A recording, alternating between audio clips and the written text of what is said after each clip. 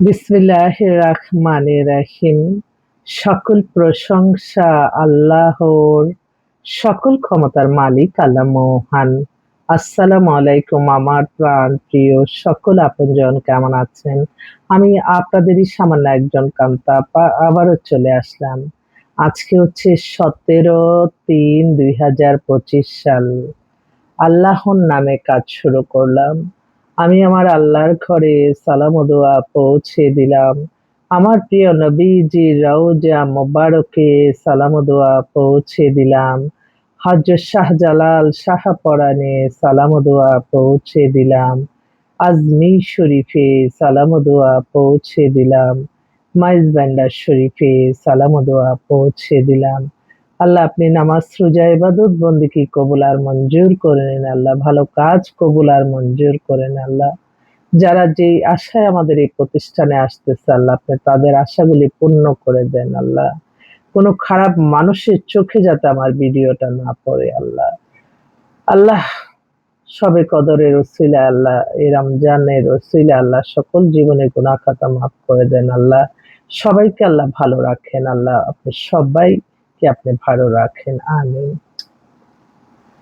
আপনাদের যদি বিবাহযোগ্য ছেলে-মেয়ে থাকে, আপনারা আমার এই ভিডিওটা দেখলে অবশ্যই শেয়ার করে দিবেন, সাবস্ক্রাইব করে নিবেন এবং লাইক দিবেন এবং এটা ছড়িয়ে দিবেন। আমাদের কাছে আপনারা সহজেই আপনাদের সন্ধানে পাত্র-পাত্রী পেয়ে যাবেন। কারণ আমাদের কাছে আছে অসংখ্য দেশ এবং বিদেশের অভিজাত পরিবারের পাত্র। তো আপনারা আমাদের সাথে যোগাযোগ করতে পারেন। আমাদের নাম্বারটা বলে দিচ্ছি 01971860261। আরেকটা নাম্বারও আছে 01711860261। আমাদের অফিস প্রতিদিনই খোলা থাকে সকাল 10টা থেকে রাত্র 10টা। আপনারা ঈদের দিনেও চলে আসতে পারেন। কারণ আমি আমার এই প্রফেশনে আজকে এই 35 বছর ধরে আমি কোনো শুক্রবার বা কোনো ঈদের ছুটি, যেকোনো ছুটি আলহামদুলিল্লাহ নিরলসভাবেই আমি আপনাদেরকে সেবা দিয়ে যাচ্ছি।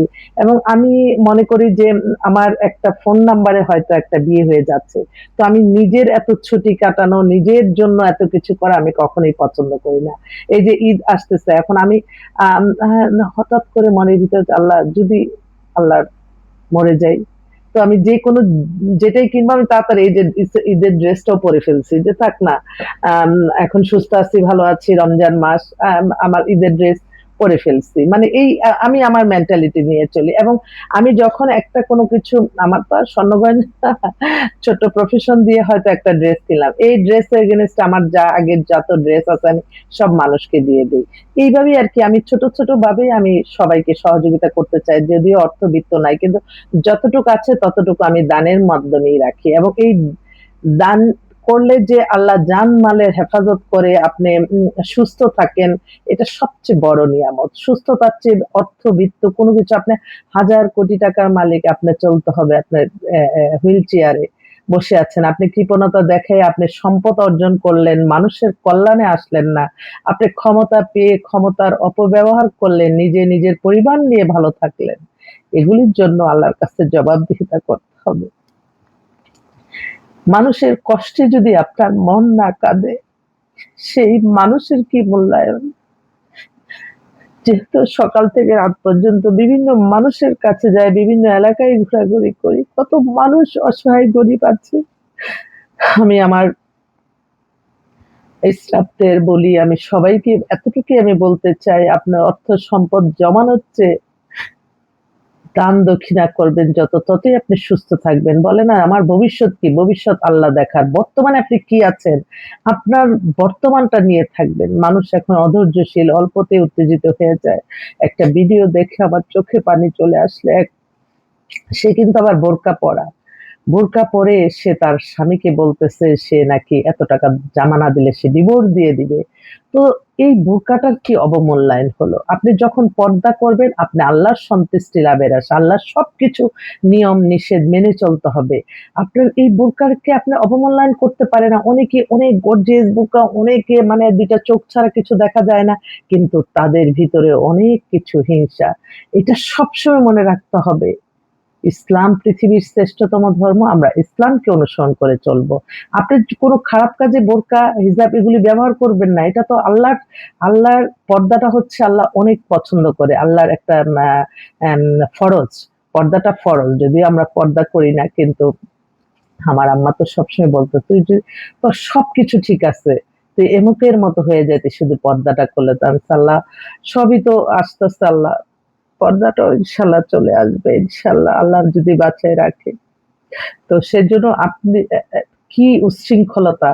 আপনার হাসব্যান্ড অনেকেই আছে করে কি মহিলারা অনেকেই আছে যে তাদের অনেক উচ্চ আকাঙ্ক্ষা করে, তখন ছেলেরাও হিমশিম খেয়ে যায়। আবার অনেক ছেলেরাও আছে এরকম, তাদের অনেক উচ্চ আকাঙ্ক্ষার ফলে অনেক সময় মেয়েরাও আমরা হিমশিম খেয়ে যাই। সেজন্য এগুলি সব সামঞ্জস্য রাখতে হবে। আপনি ইসলামকে অনুসরণ করে ইসলামের পথে চলতে হবে। তাহলেই দেখবেন সবাই মিলেই আমরা ভালো থাকবো। তো বিয়ে-শাদীর ব্যাপারে বেশ কয়েকটা পাত্র-পাত্রী ২ টাই আসছে। আমি একটু বলতেছি দেখে বলি। কান্তা আপা, আসসালামু আলাইকুম। আর্থিক অবস্থা কেমন? আমার জন্য একটা দরকার হবে ধনী নারী, গুলশান বনানী বারিধারা ডিওএইচএস বসুন্ধরা আবাসিক এলাকার মধ্যে নিজস্ব বাড়ি ও ব্যবসা প্রতিষ্ঠান থাকতে হবে। বিধবা বা স্বামী মারা গেছে ইতিপূর্বে, ঘরজামাই হিসেবে থাকবো, তার সম্পূর্ণ ব্যবসা-বাণিজ্য পরিচালনা করবো ইনশাআল্লাহ। অবশ্যই নামাজি হতে হবে, বয়স কম বেশি সমস্যা নাই।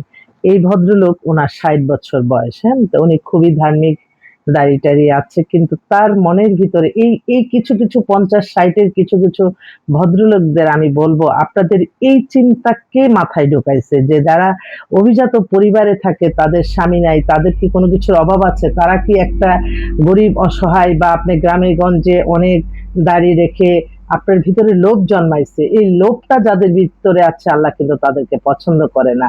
এবং তারা কেন আপনাকে নিবে? তাদের তো কোনো কিছুর অভাব নাই। তারা তো নিজেরাই অনেকের মাধ্যমে হয়ে যায়। এই ধারণাগুলো আসলে আমার ভাইদের একটু চেঞ্জ করেন তো আপনারা। অনেকে এই চিন্তা ভাবনা নিয়ে এলাকা থেকে ফোন করে আপনারাও হয়রানি হন, আমরাও হয়রানি হয়।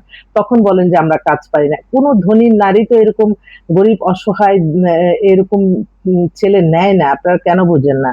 যাক আমি ওনাকে বলে দিচ্ছি। আরেকটা বোন তার ছেলের জন্য কান্তাপা জাপান মাকে ফোন দিয়েছে। আমার ছেলের সিভি পাঠিয়েছি। আচ্ছা, একটা জাপানের একটা মেয়ে পেয়েছি। জাপানের মেয়েটা খুব ভালো। যদি কেউ থাকেন এরকম যোগাযোগ করবেন। আরেকটা বোন তার ছেলের জন্য ছেলে হচ্ছে আপনার পিএইচডি করা আমেরিকার সিটিজেন। ওর বয়স ৩৮। ওর জন্য একটা ভালো ছেলে চাচ্ছে। এই ছেলেটা এখন দেশে আছে। আরেকটা বোন ওরা গ্রুপ অফ কোম্পানির মালিক। মেয়ের ৮৮ তে ডেট অফ বার্থ, ৫ ফিট ৯ লম্বা, উত্তরাতে সেটেল, বিশাল বাড়ি-গাড়ি সবকিছু আছে। ভালো একটা ছেলে চায়, অবিবাহিত। এই তো বয়স করে ফেললে তখন আমাদের একটু সমস্যা হয়ে যায় আরকি। এটাই। আরেকটা ভাই উনি হচ্ছে আর্মির মেজর, উনার মেয়ে ডাক্তার, 96 এ date of birth, height ৫ feet ৪। বারিধারাতে বাসা। ওরা যেকোনো প্রফেশনের ছেলে নিবে। একটু ফোন ধরি। হ্যালো। ওয়ালাইকুম আসসালাম। আছি আলহামদুলিল্লাহ। কে বলছেন? ও আচ্ছা, আচ্ছা। তোমার আচ্ছা, আচ্ছা। আছি আলহামদুলিল্লাহ। কোথায় আছো তুমি? আচ্ছা থাকো, আমি আসতেছি। কোরআনে হাফেজ হইছে ছেলে? কোরআনে হাফেজ? না, যাক, অনেক হাফেজের মা তার ছেলেদের নিয়ে আসে। আমি একজন সামান্য ক্ষুদ্র মানুষ। আমার যতটুকু পারি আমি তাদেরকে সহযোগিতা করি। এবং এটাই কিন্তু প্রয়োজন। আপনি আসেন আমার কাছে প্রয়োজনে, আমি আবার আপনার কাছে প্রয়োজনে। এভাবেই কিন্তু মানুষের টাকা-পয়সা ইউটিলাইজ হয়। তো এটা হচ্ছে আপনি অর্থবিত্তর মালিক হয়ে সব জমায় রাখলেন, মানুষের কল্যাণে আসলেন না। আল্লাহর কাছে কিন্তু জবাবদিহিতা করতে হবে। এবং সবসময় মনে রাখতে হবে আল্লাহ সব দেখতেছে। আপনি মানুষকে হয়তো বুঝাই দিলেন কিন্তু আল্লাহ তো দেখতেছে। এই জিনিসটা সবার মধ্যে থাকতে হবে। তো যাক এই আচ্ছা বসুক। আল্লাহ সবাইকেই ভালো রাখুক, আল্লাহ হেফাজতে রাখুক। কালকে একটা বোন, তারা সবাই ছেলে দেখি মেয়েটার একটু নতুন আসছে। এরা আমেরিকা থেকে অনেক মেয়ে আসতেছে। আল্লাহ তাদের আশাগুলি আপনি পূরণ করে দেন আল্লাহ, তাদেরকে মিলিয়ে দেন আল্লাহ। বাহ! মেয়ে হচ্ছে আমেরিকার সিটিজেন। ও ৫ ফিট ৩ লম্বা। বয়স হচ্ছে 33, পিএইচডি, ওরে বাবা! পিএইচডি করে ফেলছে, এমএসসি করছে, পিএইচডি করছে। ওর বাবা রিটায়ার্ড সরকারি চাকরি করতেন, মাদার হাউসওয়াইফ। ওরা এখন দেশে আসতেছে। আম আ হোম টাউন হচ্ছে কোথায় হোম টাউনটা লেখা নাই। তো ওরা চাচ্ছিল একটা ভালো আমেরিকা থাকার ছেলে ফার্স্ট চয়েস। আমেরিকায় যদি এরকম মেয়ে কিন্তু হিজাব পরে। দেখেন যেখানে আমাদের ইসলাম নেই সেখানেই আমাদের মেয়েরা যায়া ইসলাম প্রচার করে। ওখানে দেখেন এই আমেরিকার মতো জায়গায় যতগুলি মেয়ে আমার কাছে আসে প্রত্যেকে হিজাব পরে। তো ওরা তো সঙ্গ দোষে খারাপ হয় নাই। ওরা তো ইসলামকে মেনে চলতেছে। আর আমরা সেটাই। যাক, তো আমি আবারও আসবো আপনাদের মাঝে। দোয়া করবেন আপনাদের যাতে আল্লাহ রহমত এবং বরকত দান করে, আল্লাহ যাতে আপনাদের মনের আশাগুলি আল্লাহ পূরণ করে। কালকে শবে কদরের রাত্রে আমি সবার জন্য দোয়া করেছি। আল্লাহ যে কিনা আমাদেরকে সাহায্য সহযোগিতা করতেছে এই প্রতিষ্ঠানটা পরিচালনার জন্য এক সেখানে ৳১০০ হোক, সে ৳৫০ দেক। সেই মানুষটাকে আপনি এই দোয়ার ওসিলায় আল্লাহ আপনি সুস্থ সবল ভালো রাখবেন এবং প্রত্যেকের রিজিক বাড়িয়ে দিবেন, হায়াত বাড়িয়ে দিবেন এবং সকলের এমন একটা মন তৈরি করেন যে মানুষের কল্যাণে যাতে সবাই থাকে এবং এই সুন্দরভাবে রমজানটা পালন করে আমরা ঈদ পালন করে ঈদের পরে যাতে সকলেরই মনের আশা আল্লাহ পূরণ করে দেয়। এভাবে আমি কান্নাকাটি করে আমার আল্লাহর কাছে চেয়েছি। আল্লাহর রহমত এবং বরকত আল্লাহর কাছেই চাইতে হবে। আল্লাহর কাছে কোনো লজ্জা নাই। আমি তো প্রতিটা সময়, প্রতিটা ক্ষণ, প্রতিটা মুহূর্তে আমি লজ্জিত হয়ে যাই আমার আল্লাহর কাছে। তো সবাই ভালো থাকবেন। আসসালামু আলাইকুম।